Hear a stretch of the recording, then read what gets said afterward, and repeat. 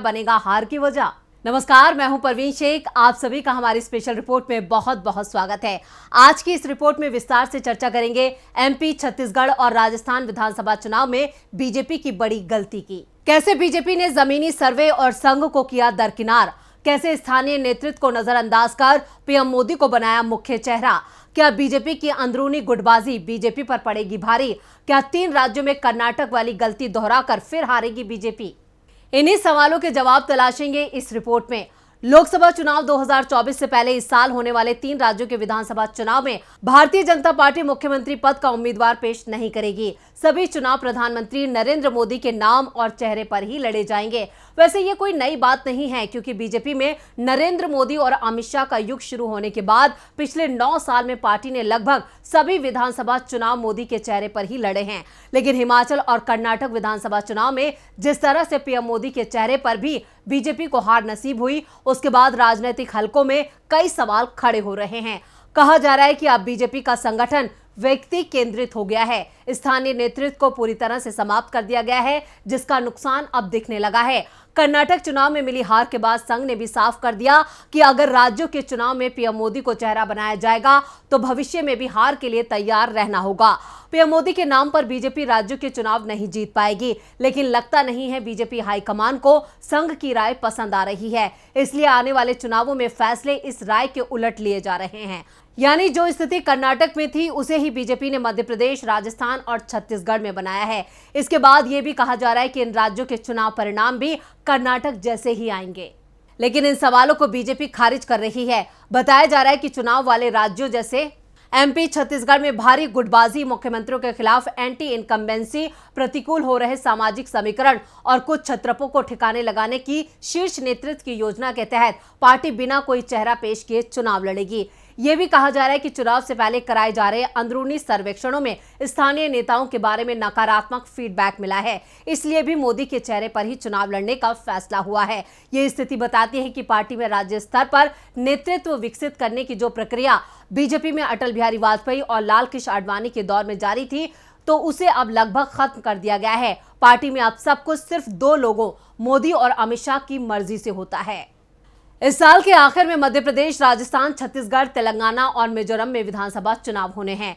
इनमें से पहले 3 प्रदेशों में बीजेपी को अपने 3 पुराने छत्रपों को किनारे लगा दिया गया है। इन तीनों राज्यों में बीजेपी पिछली बार हार कर सत्ता से बाहर हो गई थी, लेकिन मध्य प्रदेश में वो 1 साल बाद ही कांग्रेस में बड़े पैमाने पर हुई या कराई गई बगावत का फायदा उठाकर अपनी सरकार बनाने में सफल हो गई थी। क्योंकि राज्य में जल्दबाजी में सरकार बनी थी, इसलिए आलाकमान को ना चाहते हुए भी मजबूरी में फिर से शिवराज सिंह चौहान को मुख्यमंत्री बनाना पड़ा था। शिवराज सिंह चौहान बीजेपी में सबसे लंबे वक्त तक मुख्यमंत्री रहने का रिकॉर्ड अपने नाम कर चुके हैं, लेकिन इसके बावजूद पिछले दिनों उन्हें जिस तरह से पार्टी के संसदीय बोर्ड से बाहर किया गया, उससे लगता है कि अब पार्टी नेतृत्व उनको किनारे लगाने का मन बना चुका है। खुद शिवराज सिंह चौहान को भी इस बात का एहसास हो चुका है, इसलिए उन्होंने अपने को संसदीय बोर्ड से बाहर किए जाने के बाद कहा था कि पार्टी अगर उन्हें झाड़ू लगाने का काम भी सौंपेगी तो वो खुशी खुशी उसे स्वीकार करेंगे। बहरहाल पार्टी उन्हें क्या नई जिम्मेदारी देगी ये अभी साफ नहीं है, लेकिन यह तय है कि मध्य प्रदेश में पार्टी मुख्यमंत्री पद का उम्मीदवार घोषित किए बगैर मोदी के चेहरे पर ही चुनाव लड़ेगी। राजस्थान में बीजेपी ने पिछला चुनाव तत्कालीन मुख्यमंत्री वसुंधरा राजे के चेहरे पर लड़ा था, लेकिन सत्ता से बाहर हो गई थी। लेकिन इस बार राजस्थान में बीजेपी पीएम मोदी के नाम और चेहरे पर ही चुनाव लड़ेगी। साथ ही राजस्थान की कमान भी पीएम मोदी ने अपने हाथों में ले रखी है, जिसे लेकर वसुंधरा नाराज भी बताई जा रही हैं। यहां तक कि राजस्थान के सभी बीजेपी नेताओं ने कांग्रेस की गहलोत सरकार के खिलाफ राजस्थान नहीं सहेगा एक अभियान छेड़ा है। इस अभियान के तहत राजस्थान बीजेपी नेताओं ने अपने सोशल मीडिया अकाउंट से अपने बायो में भी यही टैगलाइन लिखी है, नहीं सहेगा राजस्थान। लेकिन पूर्व सीएम वसुंधरा राजे सिंधिया ने अपने ट्विटर अकाउंट में कोई बदलाव नहीं किया है, जिससे साफ है कि वसुंधरा बीजेपी नेतृत्व से नाराज हैं और जिस तरह उन्हें किनारे लगाया जा रहा है उसका खामियाजा बीजेपी को चुनावों में भुगतना पड़ सकता है। पीएम मोदी क्यों राजस्थान पर बढ़ा रहे हैं फोकस? राजस्थान देश में कांग्रेस की सबसे बड़ी ताकत है। यहां हर हाल में जीत चाहती है बीजेपी, लेकिन जो सर्वे आ रहे हैं उसमें अब भी कांग्रेस ने बढ़त बना रखी है। यहां तक कि संघ के सर्वे भी बीजेपी की चिंता बढ़ाने वाले हैं। पिछले 4.5 साल से राजस्थान में कांग्रेस की सरकार है। एक समय था जब कांग्रेस देश में केवल 2 राज्यों राजस्थान और छत्तीसगढ़ में ही सत्ता में रह गई थी। राजस्थान में 2 बार बगावत का खेल भी हुआ, लेकिन सरकार नहीं गिरी। इससे कांग्रेस को ताकत हासिल हुई। इसके बाद कांग्रेस दोबारा खड़ी हुई, हिमाचल, कर्नाटक जैसे राज्यों में जीत दर्ज की। अब इस ताकत को खत्म करना बीजेपी के लिए बड़ी चुनौती बन गया है।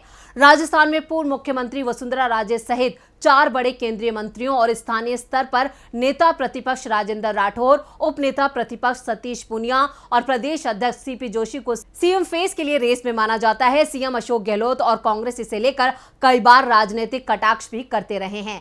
ऐसे में यहां बड़े नेताओं के बीच खींचतान और सीएम फेस को लेकर कशमकश बिल्कुल खत्म करने के लिए खुद पीएम मोदी ही मोर्चे पर नजर आ रहे हैं। उन्हीं के चेहरे और केंद्र की योजनाओं और रणनीति पर चुनाव लड़ा जाएगा। छत्तीसगढ़ में भी इस साल के आखिर में चुनाव हैं और बीजेपी बढ़त हासिल करने के लिए पीएम मोदी पर भरोसा कर रही है। हालांकि पार्टी की जीत की राह मजबूत स्थानीय नेताओं पर निर्भर है, ऐसा राज्य के नेतृत्व ने मुख्य रणनीतिकार और केंद्रीय गृह मंत्री अमित शाह को बताया। शाह ने 22 जुलाई को छत्तीसगढ़ का दौरा किया और राज्य इकाई को कमर कसने के लिए कहा। बैठक में शामिल नेताओं ने एक आंतरिक सर्वेक्षण का हवाला देते हुए बताया कि 90 सदस्यीय राज्य विधानसभा में बीजेपी को सिर्फ 30 से 32 सीटें मिल रही हैं। मुख्यमंत्री भूपेश बघेल और कांग्रेस का मुकाबला करने के लिए बीजेपी को स्थानीय मजबूत चेहरों की जरूरत है, लेकिन यहां भी पीएम मोदी को ही मुख्य चेहरा बनाया जा रहा है। कांग्रेस ने 2018 में छत्तीसगढ़ में बीजेपी से सत्ता छीन ली थी। छत्तीसगढ़ में पूर्व मुख्यमंत्री रमन सिंह के नेतृत्व में लगातार 15 सालों से बीजेपी सत्ता पर काबिज थी। छत्तीसगढ़ बीजेपी नेताओं का मानना है कि ऐसा लगता है कि हमने 2018 के नतीजों से कुछ नहीं सीखा। रमन सिंह और उनके लोगों को ज्यादा महत्व दिए जाने से कार्यकर्ताओं में बेचैनी है। हमारे सामने कांग्रेस के कम से कम 8 से 10% वोटों को कम करने का एक बड़ा काम है और ये तभी होगा जब पार्टी जमीनी स्तर पर जुड़े व्यक्ति को हाईलाइट करेगी।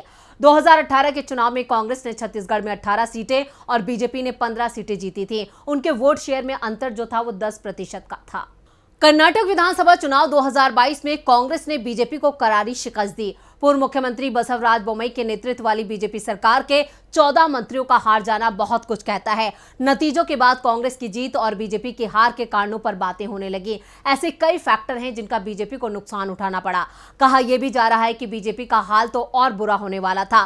कांग्रेस की प्रचंड जीत ने दिखाया है कि पानी की तह लगाने में बीजेपी पूरी तरह से चूक गई। 224 सीटों वाली कर्नाटक विधानसभा में कांग्रेस ने अपनी सूझबूझ से 114 का जादुई आंकड़ा हासिल किया। ये कहना गलत नहीं होगा कि बीजेपी टक्कर तक देने में नाकाम साबित हुई और बीजेपी की हार की बड़ी वजह चुनाव में येदियुरप्पा जैसे दिग्गज नेताओं को साइडलाइन करना बीजेपी को महंगा पड़ा। इससे लिंगायत मतदाताओं की पार्टी से नाराजगी बढ़ती गई। उन्होंने कांग्रेस के पक्ष में वोट दिया। इसके अलावा बीजेपी ने सीएम रह चुके जगदीश शेट्टार और डिप्टी सीएम रहे लक्ष्मण सावदी का टिकट काट दिया। दोनों ने कांग्रेस का दामन थाम लिया। ये तीनों ही लिंगायत समुदाय के बड़े नेता हैं। बीजेपी के पास चुनाव में मजबूत चेहरा नहीं था। बसवराज बोम्मई येदियुरप्पा के कद के नेता नहीं थे। मुख्यमंत्री रहते हुए भी वो कुछ खास असर नहीं छोड़ पाए। वहीं कांग्रेस का खेमा धुरंधरों से भरा था। उसके पास सिद्धारमैया और डीके शिवकुमार जैसे बड़े चेहरे थे। चुनावी मैदान में बसवराज के साथ उतरना बीजेपी को भारी पड़ा। कर्नाटक में बीजेपी ने जो गलती की थी वही गलतियां एक बार फिर बीजेपी एमपी, राजस्थान और छत्तीसगढ़ में करने जा रही है, जहां उसका मुकाबला एक बार फिर मजबूत कांग्रेस से होने जा रहा है। इससे साफ है कि इन तीनों राज्यों में भी बीजेपी को मुंह की खानी पड़ सकती है, क्योंकि संघ के सर्वे भी बीजेपी की हार को दिखा रहे हैं। उसके बावजूद बीजेपी पीएम मोदी पर ही भरोसा जता रही है। तो ये थी हमारी स्पेशल रिपोर्ट। आपको हमारा ये वीडियो कैसा लगा नीचे कमेंट बॉक्स में अपनी राय जरूर दें और इस वीडियो को ज्यादा से ज्यादा लाइक करें और शेयर करें। देखते रहिए डीवी लाइव। नमस्कार।